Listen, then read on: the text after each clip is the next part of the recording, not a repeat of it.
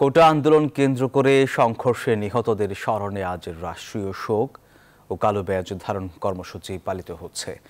মসজিদ, মন্দির, গির্জা, প্যাগোডায় হচ্ছে বিশেষ প্রার্থনা।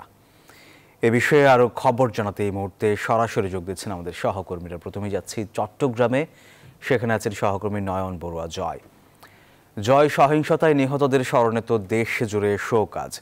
চট্টগ্রামে কি কি কর্মসূচি পালিত হচ্ছে জানাবেন।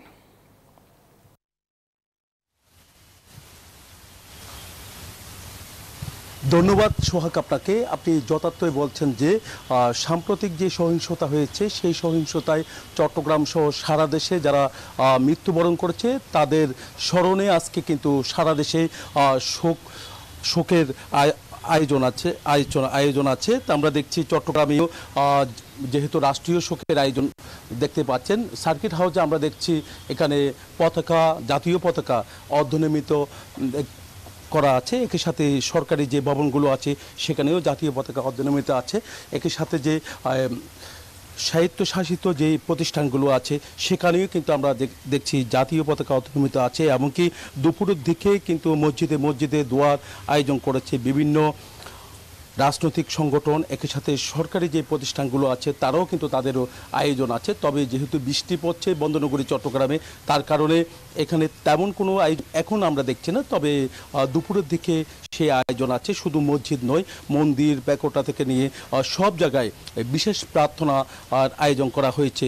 তো সেই প্রার্থনায় কিন্তু আসলে ধর্মীয় গুরু যারা আছেন এমনকি তারা কিন্তু আসলে যারা এখানে কিন্তু আসলে বিশেষ প্রার্থনা করবে ধর্মীয় গুরুরা।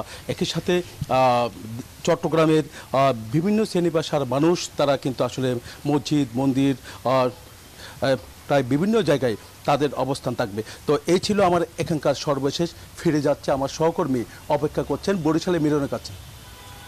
খামেরা তো দাগ হয় কিভাবে? এই যে ভাবি, দাগও যাবে রাগও যাবে। নিন চাকা সুপার হোয়াইট।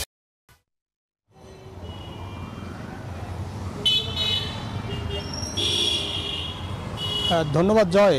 আপনি যেমনটা বলছিলেন, চট্টগ্রামে আজকে যে রাষ্ট্রীয় শোক অর্থাৎ কোটা সংস্কার আন্দোলনে যে যারা মারা গেছেন অর্থাৎ নিহত হয়েছেন তাদের স্মরণে রাষ্ট্র কিন্তু রাষ্ট্রীয় শোক ঘোষণা করেছে। এবং এই শোকের অংশ হিসেবে আজকে আমরা দেখেছি যে এখানে কালো ব্যাজ ধারণ, বিশেষ করে পুলিশ এবং আইনশৃঙ্খলা রক্ষা বাহিনী তারা কালো ব্যাজ ধারণ করেছেন। এবং বিভিন্ন সরকারি যে প্রতিষ্ঠান সেখানে কিন্তু জাতীয় পতাকা আমরা অর্ধনমিত দেখেছি।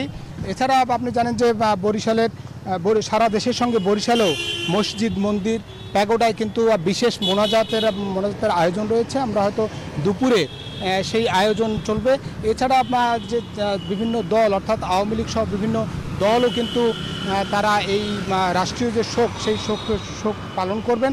এবং তারাও আমরা যেটা জানতে পেরেছি তারাও কালো ব্যাজ ধারণ করবেন। এবং অন্য যে স্বায়ত্তশাসিত প্রতিষ্ঠানে, বিশেষ করে বেসরকারি প্রতিষ্ঠানগুলোতেও কিন্তু রাষ্ট্রীয় শোক পালন করলে মূলত জাতীয় পতাকা অর্ধনমিত থাকে।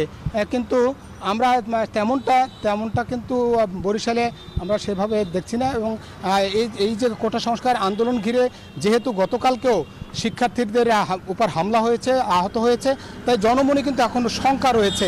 সেই শঙ্কা দূর করবার জন্য সবাই আহ্বান জানিয়েছে সরকার যেন আর কোনো সহিংসতা এবং আর কোনো প্রাণহানি না ঘটে সেই প্রত্যাশা করেছেন সকলে। সেই ব্যাপারে যেন প্রশাসন সজাগ থাকে। এই ছিল বরিশালে রাষ্ট্রীয় শোক পালন উপলক্ষে আমার কাছে সবশেষ তথ্য। ফিরছি স্টুডিওতে, সোহাগ।